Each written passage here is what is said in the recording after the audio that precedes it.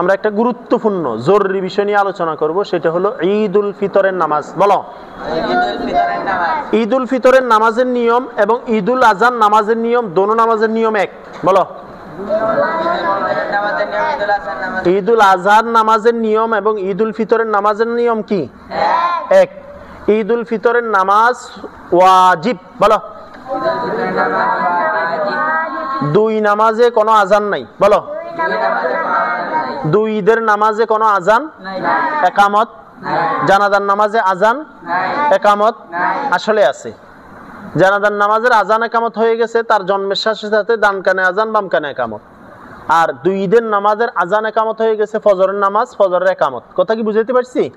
এবার আসো, ঈদের নামাজ কি? ঈদ উল ফিতরের নামাজ কি? ওয়াজিব। ঈদ উল আজহার নামাজ কি? ওয়াজিব।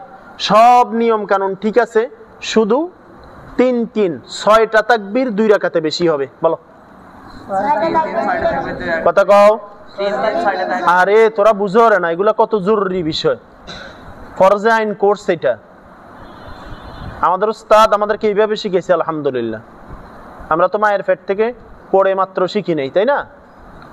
ঈদ উল ফিতরের নামাজ ওয়াজিব। বলো, এমনি নামাজের মতো 2 রাকাত নামাজ, বাকি বেশ কম হইলেও 2 জায়গায়। কয় জায়গায়? 2 জায়গায়। প্রথম রাকাতে বাড়তি 3টা তাকবীর হবে, দ্বিতীয় রাকাতে বাড়তি 3টা তাকবীর হবে। বলো, প্রথম রাকাতে বাড়তি 3টা তাকবীর হবে, দ্বিতীয় রাকাতে বাড়তি 3টা তাকবীর। এই তাকবীরগুলো কেমনে হবে? মনে করো একজন ইমাম সাহেব দাঁড়ালো, মুস্তাক দাঁড়াও, একামত দিবনি? একামত নাই। খুতবার সাথে সাথে, খুতবা আগে না পরে? পরে। বয়ানের পরে নামাজে দাঁড়াবে, খুতবা নাই, একামত নাই। ইমাম সাহেব দাঁড়াই গেল, দাঁড়াইয়া নিয়ত বানবে। কি নিয়ত? আমি 2 রাকাত ঈদের নামাজ পড়তেছি ইমাম হিসাবে, আমার পিছনে মুসল্লি যারা আছে সবার আমার ইক্তেদা করতেছে। এটার আরবিও আছে, কিচ্ছু লাগতো না, আইসছে তো ঈদের নামাজ পড়ার জন্য। আল্লাহু আকবার, নিয়ত করে ফেললো। ঠিক আছে, হ্যাঁ। এরপরে পড়বে সুবহানাকাল্লাহুম্মা ওয়া বিহামদিকা ওয়া তাআলা জাদ্দুকা। সাইদ বুঝতেছো না? আচ্ছা, এই জায়গায় গিয়া এবার বাড়তি 3টা তাকবীর হবে। কয়টা? বলো, 3টা। জানাজার নামাজে 4 তাকবীরে হয়। জানাজার নামাজে হাত উঠবে একবার। কও, জানাজার নামাজে একবার উঠবে, বাকি তাকবীরগুলোতে হাত উঠবে না, তাকবীর বলবে। ঈদের নামাজে বাড়তি তাকবীরগুলোতে হাত উঠবে, হাত ছাড়বে। বলো, কিন্তু আমগো দেশের মানুষগুলা ঈদের নামাজ আর জানাজার নামাজ বুঝে না। ঈদের নামাজও হাত উঠায়, জানাজার নামাজও কি উঠায়? কোনটা ঈদের নামাজ কোনটা জানাজার নামাজ টের পায় না। টের পাইবো কেমনে? এরা তো নামাজের খবরও নাই, কষ্ট চলতেছে, পড়তেছে।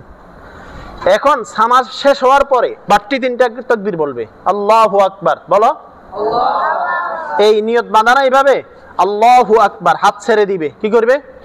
এক তাকবীর গেল, এক তাসবিহ পরিমাণ রেস্ট নিবে। এরপরে আবার আল্লাহু আকবার, হাত ছেড়ে দিবে। কয় তাকবীর গেল? বলো, 2 তাকবীর। এরপরে আল্লাহু আকবার বলে নিয়ত বেঁধে ফেলবে। কথা কি বুঝতে পারছি? তাহলে প্রথম রাকাতে গেল, সানার পরে 3টা। বলো, সানার পরে কি করবে? বলো, 3 তাকবীর বলবে। এরপরে সূরা ফাতিহা পড়বে, এরপরে বিসমিল্লাহ পড়ে সূরা মিলাবে, এরপরে প্রথম রাকাত শেষ করবে। দ্বিতীয় রাকাতে সূরা ফাতিহা পড়বে, সূরা মিলাবে, রুকুতে যাওয়ার আগে বলো বাড়তি 3টা তাকবীর বলবে। আল্লাহু আকবার, হাত উঠাবে, ছেড়ে দিবে, 1 তাকবীর। আল্লাহু আকবার, হাত উঠাবে, ছেড়ে দিবে, 2 তাকবীর। আল্লাহু আকবার, হাত উঠাবে, ছেড়ে দিবে। কয় তাকবীর গেল? এই বাড়তি 3টা তাকবীর। এই চতুর্থ তাকবীর যখন বলবে তখন হাত উঠাবে না, সোজা রুকুতে চলে যাবে। কথা কি বুঝে আসছে? এখন তোমাদের কাছে মনে হইতেছে যে দ্বিতীয় রাকাতে তাকবীর 4টা, প্রথম রাকাতে তাকবীর 3টা। এটার মাসালা বুঝো। তুমি তো আল্লাহু আকবার বলে প্রথম রাকাতে নিয়ত বাঁধছো, সানা পড়ছো, এরপরে বাড়তি 3টা তাকবীর বলতেছো। এখানে আসলে তাকবীর ছিল না, ঈদ উল ফিতরের নামাজ অথবা ঈদ উল আজহার নামাজ হিসাবে তাকবীর হয়েছে। এই জন্য প্রথম তাকবীরে হাত উঠবে, হাত ছেড়ে দিবে, দ্বিতীয় তাকবীরে হাত উঠবে, হাত ছেড়ে দিবে, তৃতীয় তাকবীরে হাত উঠবে, হাত বেঁধে ফেলবে। কথা কি বুঝতে পারছি? কারণ এখানে 3 তাকবীর, বাড়তি শেষ। দ্বিতীয় রাকাতে সূরা ফাতিহার পরে সূরা মিলাবে, সূরা মিলানোর পরে রুকুর যাওয়ার আগে কয়টা বাড়তি তাকবীর দিবে? 3টা বাড়তি দিল। আল্লাহু আকবার, উঠাইলো ছেড়ে দিল, আল্লাহু আকবার হাত উঠাইলো ছেড়ে দিল, আল্লাহু আকবার হাত উঠাইলো ছেড়ে দিল, কয়টা তাকবীর হলো? এই তিনটা বাড়তি তাকবীর। চতুর্থ তাকবীর যেটা বলবে এটা বাড়তি না, এটা রুকুতে যাওয়ার তাকবীর। আমার কথা কি বুঝাইতে পারছি তোমাদেরকে? এরপরে ইমাম সাহেব নামাজে রুকু সিজদা করবে, করার পরে তাশাহুদ দুরূদ শরীফ দোয়া মাসুরের পরে ডান দিক বাম দিকে সালাম ফিরাবে, বাস ঈদের নামাজ শেষ। আমার কথা বুঝে আসছে? এবার ঈদের নামাজের পরে সাথে সাথে খুতবা পড়বে ইমাম সাহেব, বাস দুইটা খুতবা পড়বে, এটা আলাদা একটা মাসালা। তাহলে ঈদের নামাজের নিয়মটা কার কার জানা হয় নাই? হাত উঠাও দেখি, কে কে বুঝছো দেখি, হাত উঠাও। কতদিন মনে থাকতো না? বলো সারা জীবন ইনশাআল্লাহ।